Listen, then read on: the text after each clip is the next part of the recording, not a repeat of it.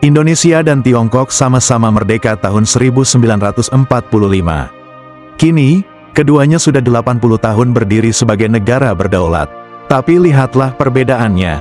China kini jadi salah satu kekuatan militer terbesar dunia, dengan kapal induk, rudal hipersonik, dan armada raksasa. Sementara Indonesia masih berjuang memodernisasi alutsistanya. Pertanyaannya, kenapa jurangnya begitu jauh? Mari kita bahas. Perbedaan pertama ada pada skala ekonomi. China adalah raksasa ekonomi dunia dengan produk domestik bruto mencapai lebih dari 18 triliun dolar AS.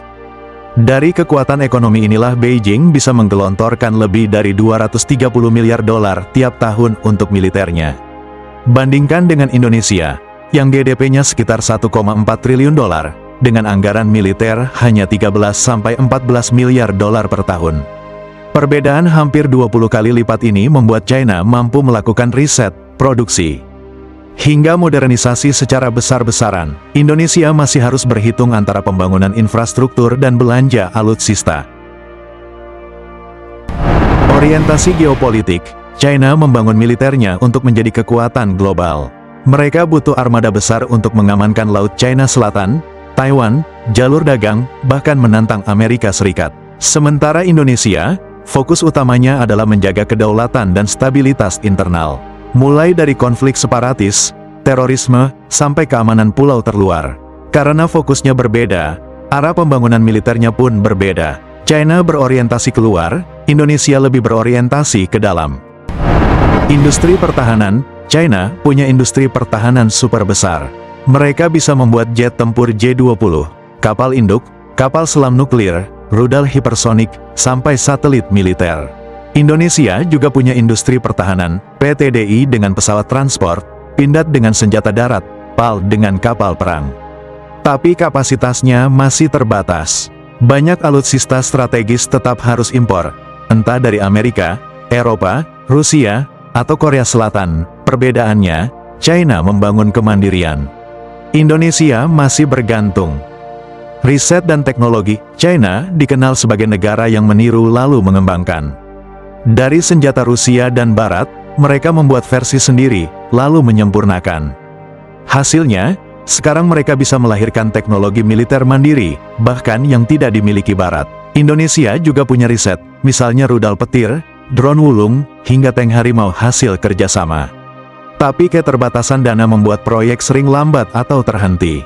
R&D Indonesia belum jadi prioritas nasional seperti di China. Skala pasukan dan doktrin China punya hampir 2 juta personel aktif, ditambah jutaan cadangan. Skala ini membuat PLA sanggup menghadapi perang besar. Indonesia punya sekitar 400.000 prajurit aktif. Jumlah ini cukup besar di Asia Tenggara, tapi tidak sebanding dengan skala operasional China. Doktrin pun berbeda, TNI mengandalkan mobilitas cepat, pertahanan rakyat semesta, dan semangat juang. Sementara PLA membangun kekuatan untuk perang modern berbasis teknologi tinggi. China sejak lama menjalankan strategi jangka panjang. Xi Jinping mencanangkan China Dream.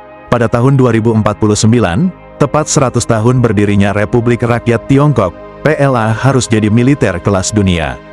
Semua kebijakan diarahkan ke sana.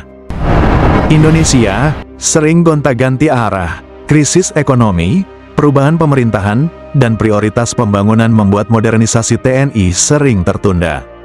Tidak ada strategi jangka panjang yang konsisten seperti China. Namun jangan salah, meski tertinggal, TNI punya reputasi kuat di kawasan. Prajurit Indonesia dikenal disiplin, tangguh, dan berpengalaman di berbagai operasi tempur. TNI juga aktif di misi perdamaian PBB, menjadi salah satu kontingen terbesar di dunia. Di Asia Tenggara, Indonesia tetap dianggap sebagai negara dengan militer yang harus diperhitungkan. China memang jauh lebih maju, tapi Indonesia punya jalannya sendiri. Dengan sumber daya terbatas, TNI tetap menjaga kedaulatan bangsa di wilayah seluas ini. Pertanyaannya sekarang, apakah di masa depan Indonesia akan mengejar ketertinggalan, atau tetap mengandalkan strategi bertahan dengan alutsista campuran dari berbagai negara? Satu hal pasti, meski berbeda skala, semangat juang TNI dan PLA sama-sama lahir dari tahun yang sama, 1945. Sama-sama merdeka, tapi dengan jalan militer yang berbeda. Kalau menurut kamu, apakah Indonesia bisa mengejar ketertinggalan militernya dari China? Tulis pendapatmu di kolom komentar.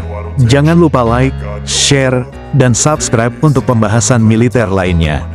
Sampai jumpa, Sobat Militer. I don't ever slow up, no I don't take sh**. I got no love for the fakeness. If you wanna play tough and wanna hate this, I'll always show up and make a statement. I don't ever slow up, no I don't take sh**. I got no love for the fakeness. If you wanna play tough and wanna hate this, I'll always